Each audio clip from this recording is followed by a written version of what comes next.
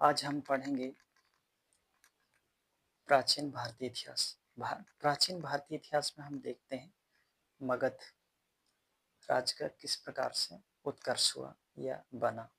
ध्यान रहे, हमने इसकी पिछली कक्षा में कुछ महाजनपद देखे, 16 महाजनपद। उनमें सबसे ज्यादा मगध ये शक्तिशाली रहा। 16 महाजनपदों को जीत के या फिर किसी किसी जनपदों से आपसी संबंध बनाकर उसने सभी को जीत लिया और पूरे महाजनपदों को मिलाकर एक मगध साम्राज्य राज्य बना। ये भौगोलिक प्राकृतिक इसके अनुसार भी ये सेव था जिससे ये जीतने में अहम भूमिका रही। और कहा जाता है कि मगध जो साम्राज्य रहा है उसमें हाथियां बहुत ज़्यादा थी और चारों ओर से पहाड़ी से घिरा हुआ था। इससे क्या है कि दूसरे आक्रमण भी नहीं कर पाते थे, सेफ जोन में थे। और जब भी ये दूसरे पे आक्रमण करता था तो एक सेफ जोन रहा करता था। इसलिए इन्होंने सभी 16 महाजनपद को जीत कर एक मगध साम्राज्य, एक विशाल महा साम्राज्य खड़ा किया। ये ध्यान रहे। तो इस तरीके से हमारे ये जो मगध जो साम्राज्य है, ये राज्य है, ये किस प्रकार से हम भारत में एक शासन व्यवस्था को किस प्रकार से चालू हुई ये देख सकते हैं। इससे पहले कहीं उल्लेख उतना नहीं मिलता जितना इसमें मिलना चाहिए। ये साक्ष्य प्रमाण है, ये ध्यान रखना। तो सबसे पहला जो वंश रहा वो हर्यक वंश रहा, ये ध्यान देना। हर्यक वंश के जो संस्थापक रहे वो बिंबिसार रहे, ये ध्यान रखना। इसमें 3 वंश आए थे, हर्यक वंश, शिशुनाग वंश, नंद वंश और अंतिम चौथा जो मौर्य वंश भी गिना जाता है, ये ध्यान रखना। तो हर्यक वंश के संस्थापक बिंबिसार थे। बहुत इंपॉर्टेंट क्वेश्चन है। आप हर्यक वंश के बारे में, हर्यक वंश के संस्थापक पूछे तो बिंबिसार बताना। इसकी राजधानी गिरिवज्र, ये ध्यान रखना है। और बिंबिसार का जो विवाह हुआ था वो कुशल देवी से हुआ था, ये ध्यान रखना। दहेज काशी दिया गया था। और इसी के समय एक जीवक राजवेद रहता था। ये बहुत इतिहास की दृष्टि में बहुत इंपॉर्टेंट है। पूछा भी जाता है जीवक राजवेद किसके दरबार में रहता था, तो बिंबिसार, ये ध्यान रखना। जब बिंबिसार की हत्या कर दी थी इसके बेटा जो अजातशत्रु था, इसने अपने पिता को ही राजगद्दी में बैठने के लिए हत्या कर दिया था। इसलिए इसको पितृहंता और कुड़िक कहा जाता है। पूछा जाता है निम्न में से किसे कुड़िक या पितृहंता कहा जाता है, तो ध्यान रहे अजातशत्रु, ये ध्यान रखना है।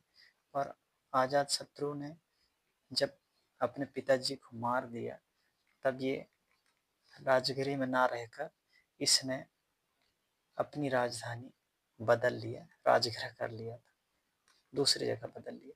इसके बाद फिर उसके बेटे ने भी, अजातशत्रु के बेटा उज्जैन रहा, ध्यान रहे। ये पाटलिपुत्र जो पटना शहर है इसको राजधानी बनाया इसने उज्जैन में। अजातशत्रु को मारकर इसने गद्दी पर बैठा और पाटलिपुत्र को राजधानी बनाई। इस प्रकार से अंतिम शासक दर्शक और नागदशक रहा है, ये ध्यान रखना। तो ये आप समझ आना चाहिए। हर्यक वंश जो है इसके संस्थापक बिंबिसार थे, उसके बेटा उसको मारकर बैठे अजातशत्रु थे। अजातशत्रु फिर मारकर उज्जैन, मतलब लेकिन पितृहंता या कुड़िक अजातशत्रु को कहा जाता, ये ध्यान रखें। और ये ध्यान रखें, बहुत इम्पोर्टेंट है। तो इस प्रकार से हर्यक वंश रहा। इसके बाद हम देखते हैं शिशुनाग वंश। शिशुनाग वंश जो है इसके संस्थापक शिशुनाग थे। मतलब अब हर्यक वंश जो है इसमें जो दशक और नागदशक है इनको ही मारकर ये वंश खत्म करके शिशुनाग वंश अपने नाम पर रख लिया उसने। तो शिशुनाग वंश संस्थापक शिशुनाग वंश के संस्थापक शिशुनाग कहलाते हैं। इनकी राजधानी वैशाली थी, ये ध्यान रखना है। और इसके जो महान शासक थे वो काल अशोक थे, ये ध्यान रखना। द्वितीय बौद्ध संगति हुई थी और इसमें जो अजात शत्रु थे ये प्रथम बौद्ध संगति के समय थे, ये ध्यान रखना। इसने पाटलिपुत्र जो शिशुनाग वंश संस्थापक शिशुनाग थे उनने राजधानी वैशाली को ही बनाया गया था। लेकिन महान शासक जो काल अशोक थे इनने पाटलिपुत्र को राजधानी बनाया था। अंतिम शासक इसके नंदी वर्धन थे, ये ध्यान रखना। तो शिशुनाग वंश के जो नंदी वर्धन थे इनको भी मारकर नंद वंश की स्थापना की गई। इस नंद वंश का जो संस्थापक रहे वो महापद्मानंद थे, ये ध्यान रखना। ये महापद्मानंद इसका संस्थापक किए नंद वंश का। तो ध्यान रहे महान शासक इसके घनानंद थे, मगध राज के जो थे घनानंद, ये ध्यान रखना। तो कहा जाता है इसमें जब शासन बैठे थे घनानंद उसी समय और ये घनानंद अंतिम शासक रहे।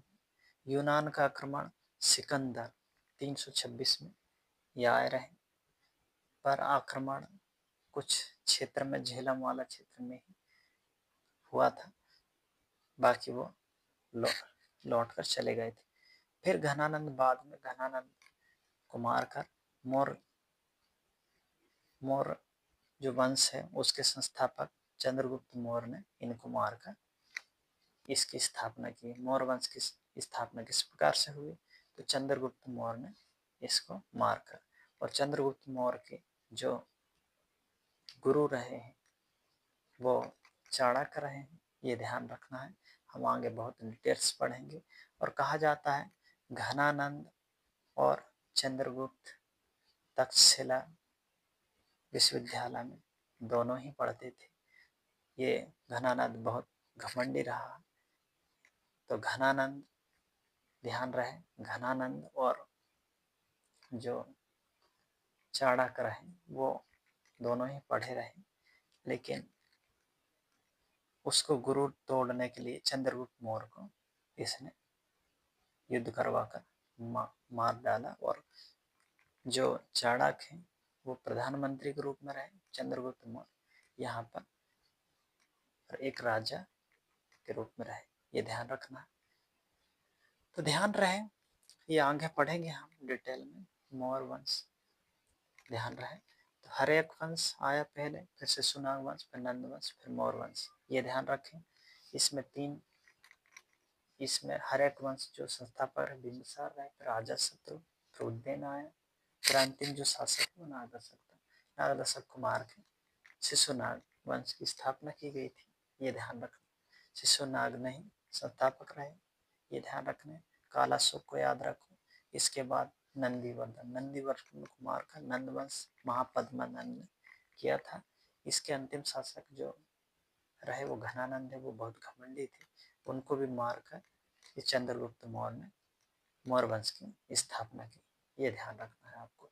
तो उसी समय सिकंदर जो यूनान के थे, सिकंदर वो आक्रमण कर दिया रहा, पर ये बिहार वाला एरिया था तो पश्चिमी और आक्रमण किया झेलम, ध्यान रहे, इसलिए ये बच गए और इनको फिर बाद में चंद्रगुप्त मौर्य ने मारकर मौर्य वंश की स्थापना की, ये ध्यान रखना है। तो इस प्रकार से किस प्रकार से मगध राज का उत्कर्ष हुआ और कौन कौन से हर्यक वंश, शिशुनाग और नंद वंश किस प्रकार से, इनके इंपॉर्टेंट क्वेश्चन हमने बहुत अच्छे से देख चुके हैं। ध्यान रहे इसमें अगर किसी को डाउट हो हिस्ट्री में और हम परीक्षा की दृष्टि से पढ़ रहे हैं, ध्यान रहे तो इसमें अगर किसी को डाउट हो तो कमेंट करके ज़रूर पूछें।